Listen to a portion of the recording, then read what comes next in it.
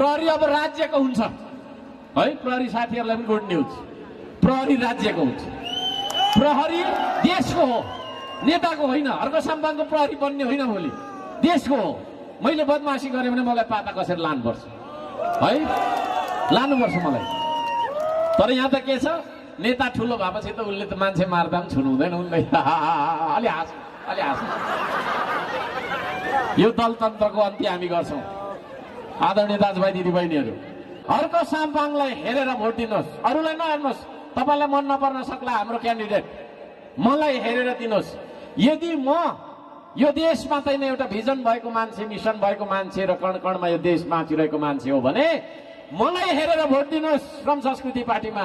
र मैले बहुमत पाएर हाम्रो पार्टीले तपाईँको चाहिँ तपाईँहरूको जीवनमा परिवर्तन देखिने गरी, महसुस हुने गरी ल्याउन सकिनौँ भने म देशै छोडिदिन्छु, बस्दिनँ नेपालमा है। म नागरिकता त्याग गरेर होइन, मलाई बस्न सुहाउँदैन भनेर म छोडिदिन्छु। मैले यही प्रतिबद्धता दिएको थिएँ धरानमा। यदि धराने जनताको मन जितेर काम गरिनँ भने म धरान आउँदिनँ, बस्दिनँ भनेको थिएँ। तर अहिले धरान मात्रै नभएर ताप्लेजुङको पनि मन जितेरै होला। 1 घन्टा भन्दा 2 घन्टा भन्दा धेरै मान्छे तपाईँ उभिएर यहाँ बसिराख्नु भएको छ हो। म तपाईँहरूलाई धोका दिन्न है। मुकुमलुङ पाथीभराको कसम खाएर भन्छु, 1 पैसा भ्रष्टाचार गर्दिनँ है। जुन दिन भ्रष्टाचार गरेको पैसा गरेछु र त्यो पैसा मेरो तपाईँको खाएछु भने, 1 रुपियाँ खाएछु भने त्यही पल मेरो मरण होस्। पाथीभरा मातालाई म होइन, तपाईँको छैन सुम्निमा पारुहाङलाई पनि मैले अस्ति तपाईँको छैन भाकेर भनेको छु सालपा सिलिचुङमा। आज म यो पवित्र थलोमा उभिएर भन्छु, म त्यति धेरै इमान्दार मान्छे हो। तपाईँहरूले देख्नु भएको छ, मैले वर्ल्ड रेकर्ड राखिदिएँ। काम गरेर विश्व रेकर्ड राख्ने नेपालमा अरू कोही पनि छैन होइन। कुदेर राख्यो, पौडी खेलेर राख्यो होला, खोर्सानी टोकेर राख्यो होला, तर जनतालाई, हजारौं हजार जनतालाई होइन, भिरमा तपाईँको चाहिँ पाइप तान्न लगेर, त्यो पाइप किन्न लगाएर, त्यति धेरै तपाईँको चाहिँ मोटिभेट गरेर, उत्साहित प्रेरित गरेर विश्व रेकर्ड राख्ने हर्क साम्पाङ मात्रै हो है। कोही मान्छे होइन मसँग प्रतिस्पर्धा गर्न चाहन्छ भने म भन्न चाहन्छु, काम गरेर मै जस्तो विश्व रेकर्ड राख्दिनँ। त्यस्तो मान्छे हो। त्यसो भएको कारणले गर्दाखेरि यति इमान्दार मान्छे नेतृत्व गर्छु भनेर आउँदै गर्दा तपाईँहरूले यसपालि मत परिवर्तन गर्नु भएन भने होइन, अर्को साम्पाङ सधैँ सधैँ यो धरतीमा जन्मिन्छ जस्तो मलाई लाग्दैन, यो देशमा जन्मिन्छ जस्तो लाग्दैन। तर म मेरो मेलो त छोड्दिनँ, म आफ्नो काम गरिरहन्छु। तर मलाई लाग्छ, मैले भन्दैछु, म यो देश जिताउन आएको मान्छे हुँ, तपाईँलाई जिताउन आएको मान्छे हुँ। तपाईँको जीवनमा देखिने परिवर्तन गर्नका लागि, महसुस हुने परिवर्तन गर्नका लागि आएको मान्छे हुँ म। मलाई तपाईँहरूले चिन्नु हुनेछ भन्ने मलाई लागेको छ। यहाँहरू सबैजनालाई हार्दिक नमन गर्न चाहन्छु। अब हामीले जितेर के कुराहरू गर्छौँ त भन्ने पनि सुन्नु मन लागेको होला। थुप्रै कुराहरू छ, पछि हामी तपाईँको त्यही घोषणा पत्र नै पठाइदिन्छौँ, पढ्नु होला। घर घरमा थुप्रो हुन्छ होइन। 2-4वटा कुरा गर्छौँ। हामी यो देशको शिक्षा पद्धतिमा आमूल परिवर्तन गर्छौँ। विद्यालय 3 दिन मात्रै लाग्छ। विद्यार्थीले सैद्धान्तिक तपाईँको चाहिँ शिक्षा, किताबको भारी बोकेर जीवन बिताउनु पर्दैन है। पढिसकेपछि यही देशमा केही गरी खान सक्ने वातावरण बन्ने गरेको छैन। हाम्रो शैक्षिक प्रणालीमा परिवर्तन हामी ल्याउँछौँ है। हप्ताको 3 दिन मात्रै किताब पढ्ने, 4 दिन के गर्ने भन्दाखेरि उत्पादनका काम गर्ने। हाम्रो विद्यार्थीहरूलाई यतातिर त अब आलु प्याज भनेको थाहा छ। अब धरानमा तपाईँको छैन, मैले खोर्सानीको बोट कस्तो हुन्छ भनेर बाटैभरि खोर्सानी रोपिन्जेल भए। अब विद्यार्थीलाई थाहै छैन होइन, कहाँ थाहा छ त? धरानमा जन्म्यो, हुर्क्यो, उतै होइन। अब यतातिर त सबै थाहा छ। खोर्सानीको बोट कस्तो हुन्छ भन्ने थाहा छैन, धानको बोट कस्तो हुन्छ भन्ने थाहा छैन। अनि त्यो खालको शिक्षा पढेर चाहिँ त्यसरी विद्वान ठान्ने, आफूलाई डक्टर ठान्ने, आफूले खाने तपाईँको चाहिँ धान रोप्न आउँदैन होइन। हामी बाँच्नका लागि घाँस बाँस कपास चाहिन्छ कि चाहिँदैन?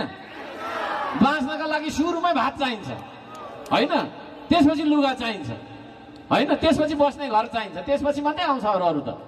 त्यसो भएको कारणले त्यो खालको छैन उत्पादनका कुरा, निर्माणका कुरा आविष्कार गर्नु पर्यो परेन यो देशमा हो होइन तपाईँको विदेशबाट लिएको गाडी मात्रै चढिराख्ने हामीले यही देशमा ताप्लेजुङ मेड इन ताप्लेजुङ गाडी चढ्दा हुँदैन। अनि त्यो मेड इन ताप्लेजुङ गाडी बनाउनको लागि चाहिँ तपाईँको छैन खालि त्यही पुरानै तपाईँको विदेशी दलालहरूले चलाएको पार्टीमा भोट हालेर बन्छ। हामी यही देशमा फ्याक्ट्रीहरू खोल्छौँ, यही देशमा आविष्कार केन्द्रहरू खोल्छौँ, यही देशमा हुन्छ निर्माण। हामीले आविष्कारहरू गर्नु जरुरी छ। हामी कार्यालय पनि तपाईँको चाहिँ 3 दिन मात्रै खोल्छौँ, धेरै खोल्नु पर्दैन कार्यालय। कागजको खोस्टा बोकेर यो कोठा पल्लो कोठा यो हाकिम र त्यो हाकिमलाई कति नमस्कार गरोस् हौ नेपाली जनताले। होइन हातको चक्रै खिइसक्यो होला, होइन टेपै टालेर यसरी बसिन्जेल भइन्छ। नमस्ते गर्दा नमस्ते। सबै यो कानुनी प्रक्रिया चाहिँ घुस खाउँ भनेर बनाएर छ के। कानुनी प्रक्रिया लामो बनाइसकेपछि त झन्झट भयो नि त। यो भन्दा बरु ला भाइ 500 रुपियाँ 1000 भनेर फालो छ। यो सबै कानुन च्यात्छौँ हामी, सरल बनाउँछौँ, एकदम सरल सिधा। होइन सिधा बनाउन के। भात खाँदा यसरी खाँदा भएन, यसरी खाइराख्नु मैले। खुट्टाबाट यसरी तलबाट खानुपर्ने मैले, यसरी खान्छु नि, होइन र? नहुने कुरा। त्यसो भएको कारणले गर्दाखेरि म त काम गरिरहेको मेयर हो, त्यसले गर्दा मलाई थाहा छ सबै कागजमा भुलाएर। एउटा सानो ड्रेन बनाउनुपर्छ, कागज यति बनाउनुपर्छ, बनाएन भने अख्तियारले आएकै गर्छ, घरि के भन्छ घरि हैरान। त्यसो भएको कारणले गर्दाखेरि तपाईँको छैन अब जनताको सेवा सुविधा जीवनभन्दा ठुलो हुँदैन कानुन प्रशासन। हामी जनताको सेवा सुविधालाई मध्यनजर गरेर कानुनमा ठुलो परिवर्तन हुन्छ। 3 दिन मात्रै लाग्छ अफिस, बाँकीको 4 दिन त कर्मचारी बेलचा लिएर आइराखेको होइन भने अब जागिर छोडिहाल्नुपर्छ। होइन बाटैभरि खोर्सानी फलिराखेको, प्याज फलिराखेको, होइन फलफुलमा ठोकिराखेको, यसो हिँड्दै बाटोमा डङ्गा ठोके के रहेछ भन्दा आँपमा पो ठोकिराखेको। त्यस्तो धरती बनाऊ न, होइन? जङ्गलैभरि फलफुल रोप्यो भने संसारभरिको चराचुरुङ्गी हाम्रो देशमा आउँछ। अहिले जङ्गल जाउँ न, चरा छैन, खानेकुरा भएको हुन्छ। फेरि एउटा चरा आयो भने बुद्धि हाम्रो एउटा गुलेली लगेर ट्याक्कै मार्न अरे, भरे राति फेरि रक्सीसँग सितन्न अरे। यो खालको बुद्धि छ। यो दलदेखि हैरान भएर मैले दलै खोलेँ। यो दलतन्त्रको अन्त्य गर्नको लागि श्रम संस्कृति खुलेको कुरा पनि म जानकारी गराउन चाहन्छु। होइन प्रहरी दलको, अख्तियार दलको, न्यायालय पनि दलको, पार्टीको, सबै पार्टीको, कर्मचारी पार्टीको, शिक्षक पार्टीको म सबैजनालाई जानकारी गराउन चाहन्छु। श्रम संस्कृति पार्टी मात्रै त्यस्तो पार्टी हो जसमा पत्रकारलाई हामी सदस्य बनाउँदैनौँ, कर्मचारीलाई बनाउँदैनौँ, होइन शिक्षकलाई हामी सदस्यता दिँदैनौँ। शिक्षकहरू आज तपाईँको पढाउनु छोडेर म त फल्ना नेताले नियुक्ति गरिदिएको भन्छ, 12 बजी स्कुल जान्छ। होइन उसलाई न कसको डर न कसको भर। होइन मेरो त नेतामाथि छँदैछ, शिक्षा मन्त्री नै मेरो दलको भन्छ। होइन प्रहरीहरू पनि बिचरा होइन नेताको तपाईँको चाकरी गर्दा यस्तो बाध्यता छ। अहिले यहाँ कसैले कुटाइ खायो भने प्रहरीलाई निवेदन दियो भने लिन मान्दैन, किनभने ऊ स्वतन्त्र पनि लिन मान्दैन। नगर प्रमुखै भएर त मेरो जाहेरी लिन नमानेको धरान उपमहानगरपालिकामा। किन भन्दाखेरि गृहमन्त्री भएको पार्टीको मान्छेको विरुद्धमा थियो कि नलेको। प्रहरी अब राज्यको हुन्छ है। प्रहरी साथीहरूलाई पनि गुड न्युज, प्रहरी राज्यको हुन्छ।